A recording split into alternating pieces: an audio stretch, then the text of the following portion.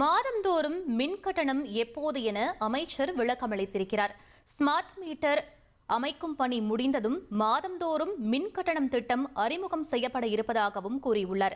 Smart meter அமைக்கப்படும் பட்சத்தில் மாதந்தோறும் மின் கட்டணம் மிகவும் எளிமையாக இருக்கும் என அமைச்சர் சிவசங்கர் தெரிவித்திருக்கிறார். ஸ்மார்ட் மீட்டர் அமைக்கும் பணிகள் முழுவீச்சில் நடைபெற்று வருவதாகவும் அமைச்சர் சிவசங்கர் தெரிவித்திருக்கிறார். அண்மை செய்தியாக பார்த்துக் கொண்டிருக்கிறோம். இனி செல்லும் இடமெல்லாம் செய்தி. தந்தி டிவியின் வாட்ஸ்அப் சேனலை ஃபாலோ பண்ணினா செல்ல இருக்கும் இடமெல்லாம் செய்தி. இதோ QR கோட் இப்பவே ஸ்கேன் பண்ணுங்க, ஃபாலோ பண்ணுங்க.